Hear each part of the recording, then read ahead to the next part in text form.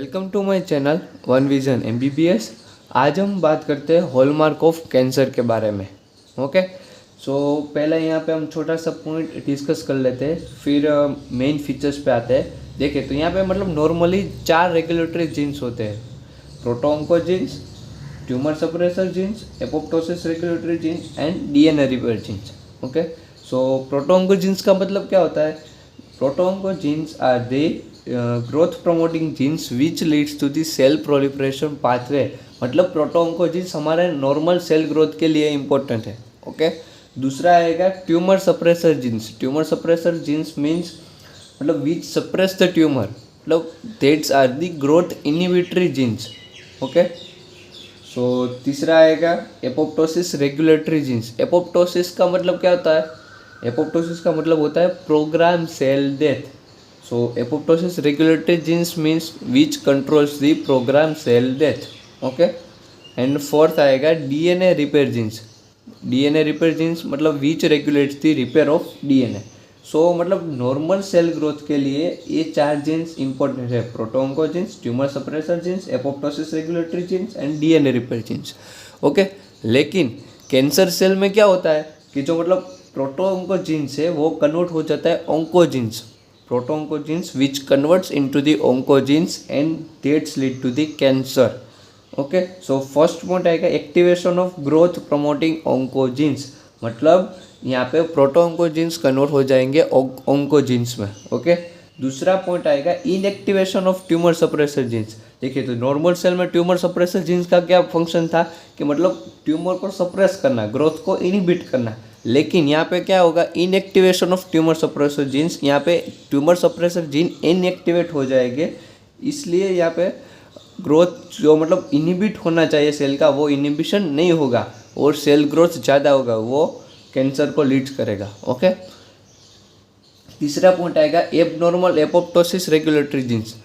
देखिए तो यहाँ पे जो मतलब नॉर्मल जो रेगुलेटरी जीन्स का फंक्शन क्या होता है कि कंट्रोल्स दी प्रोग्राम सेल डेथ। जो मतलब जो सेल हमारे लिए मतलब इम्पोर्टेंट नहीं है उसका एपोप्टोसिस करना है। लेकिन जो यहाँ पे कैंसर सेल में क्या हो जाता है कि जो एपोप्टोसिस रेगुलेटरी जीन्स है वो एबनॉर्मल हो जाता है, इसलिए जो सेल डेथ नहीं हो पाती और सेल ग्रोथ ज़्यादा होती है, उसकी वजह से कैंसर होता है।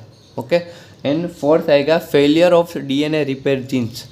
जो नॉर्मली डीएनए रिपेयर जीन्स का फंक्शन क्या होता है कि मतलब डीएनए को रिपेयर करना, जो मतलब सेल में जो डिस्टर्बेंस होता है डीएनए डैमेज की वजह से उसको वो रिपेयर करता है। लेकिन यहाँ पे क्या होगा? Failure of DNA repair genes मतलब there is a inability to repair DNA which leads to the mutation, and mutation से क्या होता है? कैंसर होता है। ओके, तो ये हो गया मतलब जनरल पॉइंट्स, मतलब 4 रेगुलेटरी जीन्स जिसका नॉर्मल सेल में क्या फंक्शन होता है एंड कैंसर सेल में क्या होता है। ओके, सो हम डिस्कस करते हैं हॉलमार्क्स ऑफ कैंसर के बारे में। देखिए तो यहाँ पे मेन 8 फीचर्स आएंगे हॉलमार्क ऑफ कैंसर में। First, cell sufficiency in growth signals means growth promoting oncogenes. दूसरा आएगा insensitivity to growth inhibitory signals means tumour suppressor genes. तीसरा आएगा limitless replicative potential. Fourth one is the evasion of apoptosis. Fifth, sustained angiogenesis. Six, altered cellular metabolism. 7, invasion and metastasis. 8, escape of immune recognization. So देखिए तो यहाँ पे 8 features है hallmark of cancer के बारे में। सो मतलब हम धीरे धीरे सारे फीचर्स को हम समझते हैं। देखिए तो फर्स्ट फीचर्स है ग्रोथ प्रमोटिंग ऑन्कोजीन्स। देखिए तो मैंने पीछे मतलब हमने थोड़ी देर पहले डिस्कस किया कि जो ग्रोथ प्रमोटिंग ऑन्कोजीन्स है मतलब हमारे नॉर्मल सेल ग्रोथ के लिए जो जीन्स रिक्वायरमेंट है वो क्या आएगा? प्रोटोऑन्कोजीन्स। सो यहाँ पे प्रोटोऑन्कोजीन्स ट्रांसफॉर्म हो जाएंगे ऑन्कोजीन्स में by the mutation. So protooncogenes which converts and transform into the oncogenes by the mutation which leads to the cell growth by, जो यहाँ पे जो ऑन्कोजीन्स हो गए वो क्या करें? Encodes for the component for cell signalling pathway, cell signalling system and which promotes the cell proliferation. Okay, तो यहाँ पे सेल प्रोलिफरेशन ज़्यादा होगा क्योंकि यहाँ पे प्रोटोऑन्कोजीन्स कन्वर्ट हो जाएंगे ऑन्कोजीन्स में बाय द म्यूटेशन। सो यहाँ पे कौन कौन से म्यूटेशन आएंगे, कौन कौन से मैकेनिज्म होगी, by the point mutation, chromosomal translocation and gene amplification. Okay, देखिए तो हम समझते हैं कि which are the components of cell proliferating system. देखिए तो नॉर्मल मतलब सेल प्रोलिफरेशन कैसे होता है। देखिए जो यहाँ पे फर्स्ट मैंने लिखा है growth factor receptor, then nucleus, यहाँ पे बीच में आएगा signal transduction protein, then nucleus transcription factor, cyclins and cell proliferation. Okay, so पहले हम समझते हैं कि मतलब सेल प्रोलिफरेशन कैसे होता है।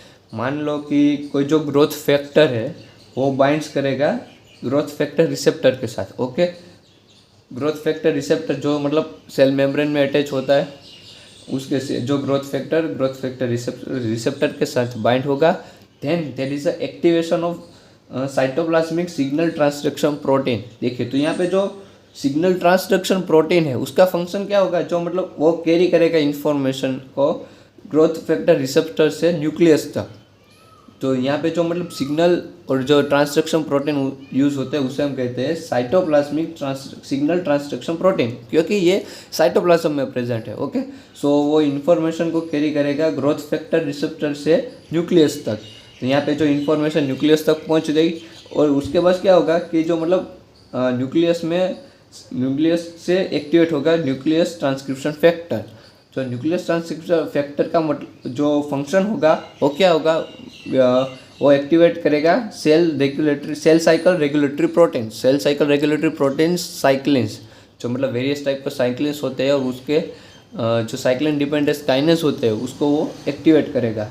और जो सेल साइकिल रेगुलेटरी प्रोटीन का एक्टिवेट करने के बाद उसका लेवल इंक्रीज हो जाने से क्या होगा कि सेल प्रोलिफरेशन होगा। ओके, सो मतलब देखिए तो नॉर्मल क्या होता है, जो ग्रोथ फैक्टर आया वो क्या करेगा, ग्रोथ फैक्टर रिसेप्टर के साथ बाइंड होगा। ग्रोथ फैक्टर रिसेप्टर से बाइंड होने के बाद जो यहाँ पे थर्ड वन कंपोनेंट आएगा वो signal transduction protein which carry the information from the receptor to the nucleus, and nucleus से न्यूक्लियस ट्रांसक्रिप्शन फैक्टर रिलीज होगा विच एक्टिवेट्स द साइक्लिन्स और the cell cycle regulatory proteins. And cyclins का function क्या होगा cell cycle में, कि cell proliferation करना। Okay, so components देखिए मैंने यहाँ पे बता दिए 5 कंपोनेंट्स है। ओके, सो मतलब मैंने अब देखिए यहाँ पे एक टेबल बनाया है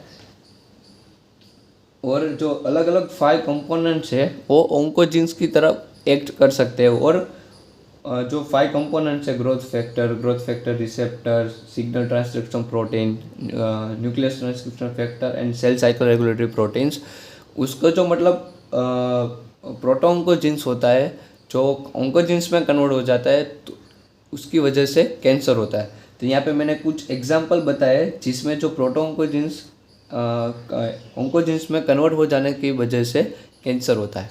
ओके, तो फर्स्ट है कि ग्रोथ फैक्टर। देखिए तो फर्स्ट कंपोनेंट क्या आएगा, ग्रोथ फैक्टर। वो जनरली कहाँ से मतलब ग्रोथ फैक्टर के लिए कौन से जीन्स इंपॉर्टेंट होते हैं। देखिए तो फर्स्ट है PDGF beta chain. Okay, growth factor है, फर्स्ट ग्रोथ फैक्टर है PDGF बीटा चेन, उसका प्रोटोऑन्कोजीन है सिस और PDGFB।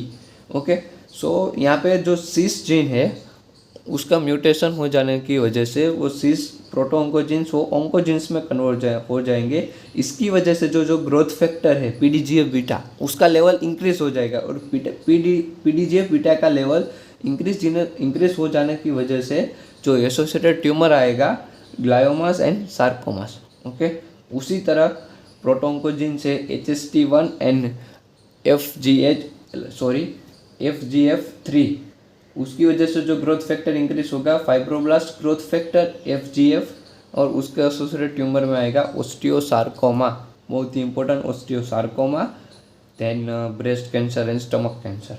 Okay, and third one है ग्रोथ फैक्टर है TGF बीटा, TGF अल्फा, और उसका प्रोटोन्कोजिन है रास, और उसके एसोसिएटेड ट्यूमर में आएगा कार्सिनोमास।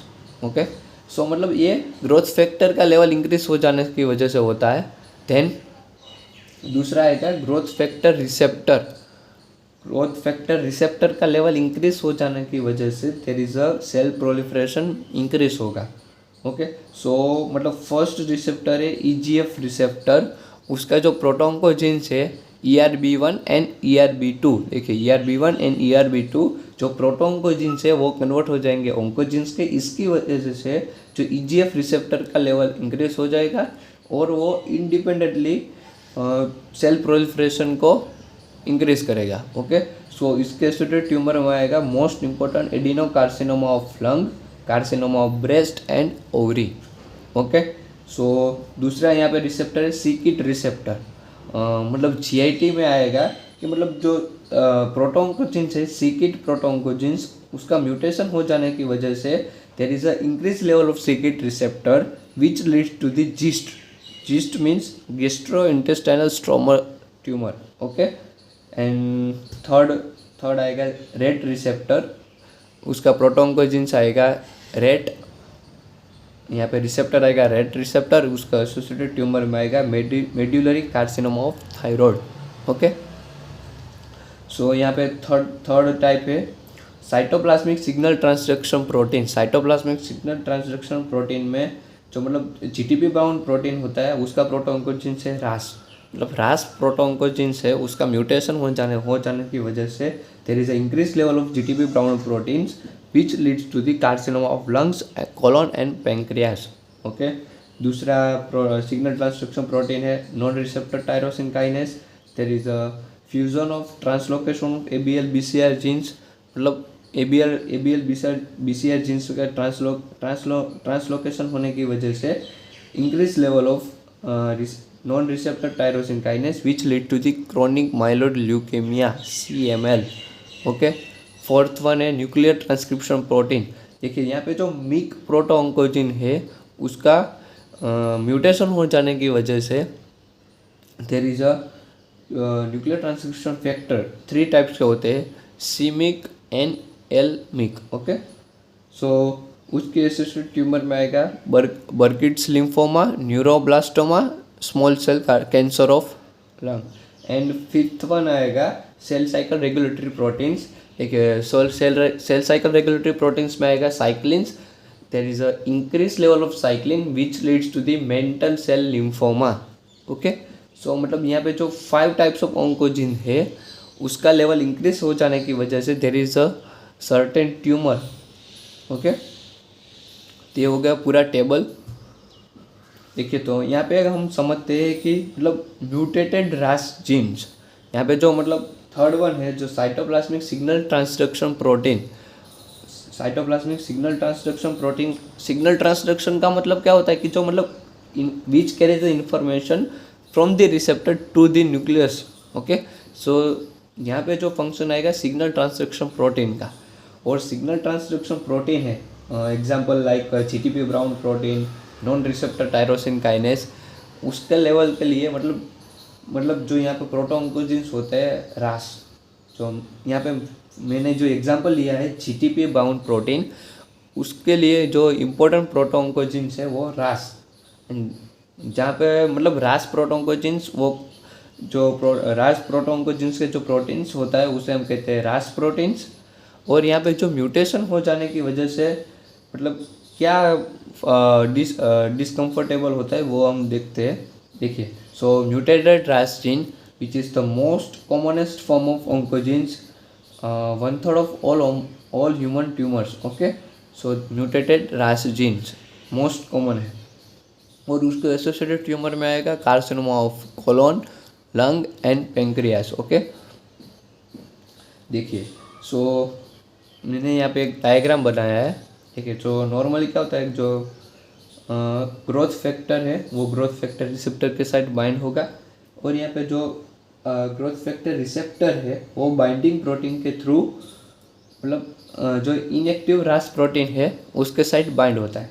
जो इनएक्टिवेट रास प्रोटीन का मतलब होता है वो जीडीपी के साथ बाइंड हुआ होता है। देखिए तो यहाँ पे वो जीडीपी के साथ बाइंड है, लेकिन ग्रोथ फैक्टर की वजह से ग्रोथ फैक्टर जब रिसेप्टर के साथ बाइंड होगा तो जो इनएक्टिव रास प्रोटीन है वो कन्वर्ट हो जाएंगे एक्टिव रास प्रोटीन। एक्टिव रास प्रोटीन का मतलब होता है यहाँ पे जो जीडीपी की इंस्टेड में आएगा जीटीपी, तो यहाँ पे जीडीपी को रिप्लेस करेगा GTP which lead to the activation of Ras protein. देखिए तो यहाँ पे एक्टिवेशन ऑफ रास प्रोटीन, और जो रास प्रोटीन का फंक्शन क्या होगा कि जो और न्यूक्लियस तक सिग्नल कैरी करेगा और न्यूक्लियस में transcription which lead to the transcription and generates the nuclear transcription factor. देखिए तो यहाँ पे न्यूक्लियर ट्रांसक्रिप्शन फैक्टर का लेवल इंक्रीज होगा, और आगे मैंने देखिए तो बताया उसी तरह न्यूक्लियस ट्रांसक्रिप्शन फैक्टर का फंक्शन क्या होगा, which activate the cell cycle regulatory proteins like cyclins and it's lead to the cell proliferation. देखिए तो यहाँ पे जो मतलब नॉर्मल फंक्शन होता है ये रास जीन का, लेकिन यहाँ पे जो म्यूटेटेड रास जीन होता है उसमें क्या होता है कि जो नॉर्मली क्या होता है कि देखिए जो एक्टिव रास जीन है, एक्टिव रास प्रोटीन है वो जीटीपी के साथ बाइंड है, और जो जीटीपी है वो कन्वर्ट हो जाएगा इनएक्टिव रास में by the GTPase activity. So there is a inactivation by the GTPase activity.